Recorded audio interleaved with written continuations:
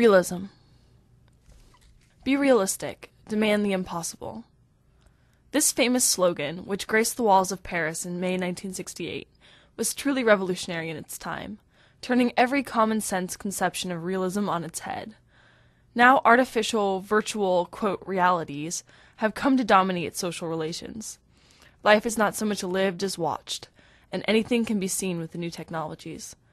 Considering this, it is no surprise that a slogan once so challenging to an entire social order has now become an advertising slogan. The circuses that we are offered with our bread present us with spectacles like none ever seen before. Exotic places, strange creatures with magical powers, fantastic explosions, battles and miracles. All of these are offered for our entertainment, keeping us glued to the spectator seat, our activity limited to occasionally flicking a button, not unlike the primary activity in an increasing number of jobs. So, the impossible the society offers us is nothing more than spectacular special effects on a screen, the drug of virtuality numbing us to the misery of the reality that surrounds us, in which possibilities for really living are closing down. If we are to escape this miserable existence, our revolt must be precisely against social reality in its totality. That's a real tongue twister. Anyway, realism within this context becomes acceptance. Today, when one speaks sincerely of revolution, of striving to overturn the present reality in order to open the possibility of concrete, self-determined human activity and individual freedom, one is being unrealistic, even utopian. But can anything less put an end to the present misery? Increasingly, in the face of the juggernaut that is civilization, our present social reality, I hear many radicals say, it's necessary to be realistic. I'll just do what I can in my own life. This is not a declaration of a strong individuality making itself the center of a revolt against the world of domination and alienation, but rather an admission of resignation, a retreat into merely tending one's own garden as the monster lumbers on. The positive projects developed in the name of this sort of realism are nothing more than alternative ways of surviving within the present society. They not only fail to threaten the world of capital and state, they actually ease the pressure on those in power by providing voluntary social services under the guise of creating, quote, counter-institutions. Using the present reality as the place from which they view the world, there are those who cannot help but see the revolutionary destruction of this reality in which we live as impossible, and therefore a dangerous goal, so they resign themselves to maintaining an alternative within the present reality. A more activist form of realism also exists. It is found in a perspective that ignores the totality of the present reality, choosing instead to see only its parts. Thus, the reality of alienation, domination, and exploitation is broken down into categories of oppression, which are viewed separately, such as racism, sexism, environmental destruction, and so on.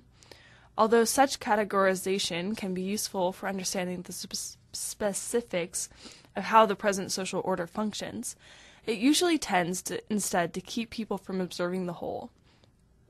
It allows the leftist project of developing specializations in specific forms of oppression to move forward, developing ideological methods for explaining these oppressions.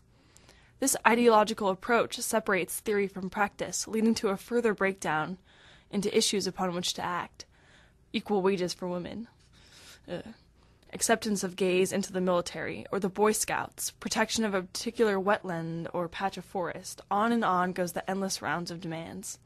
Once things are broken down to this level, where any analysis of society as a whole has disappeared, one is once again viewing things from a place within the present reality.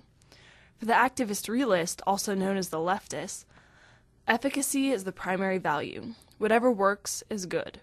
Thus, emphasis is placed on litigation, legislation, petition to the authorities, negotiation with those who rule us, because these get results, at least if the result one wants is merely the amelioration of one particular problem, or the assimilation of a particular group or cause into the present order. But such methods are not effective at all from a revolutionary anarchist perspective, because they are grounded in acceptance of the present reality, in the perspective that this is what is and so we must use it. And that is the perspective of the logic of submission. A reversal of perspective is necessary to free ourselves from this logic.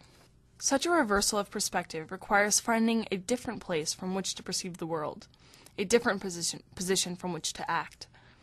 Rather than starting from the world as it is, one may choose to start from the will to grasp her life as his own.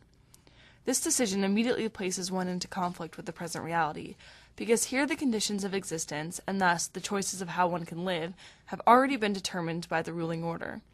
This has come about because a few people manage to take control of the conditions of everybody's existence, precisely in exchange for bread and circuses, survival graced with a bit of entertainment. Thus, individual revolt needs to arm itself with the analysis of class that expands its critique, awakening a revolutionary perspective. When one also begins to understand the institutional and technological means through which the ruling class maintains, enforces, and expands this control, this perspective takes on a social and Luddite dimension. The logic of submission tells us to be realistic, to limit ourselves to the ever-narrowing possibilities that the present reality offers. But when this reality is, in fact, marching towards death, towards the permanent eclipse of the human spirit and the destruction of the living environment, is it truly realistic to, quote, be realistic? If one loves life, if one wants to expand and flourish, it is absolutely necessary to free desire from the channels to constrain it, to let it flood our minds and hearts with passion that sparks the wildest dreams. Then one must grasp these dreams and from them hone a weapon with which to attack this reality, a passionate, rebellious reason capable of formulating projects aimed at the destruction of that which exists, and the realization of our most marvelous desires. For those of us who want to make our lives our own, anything less would be unrealistic.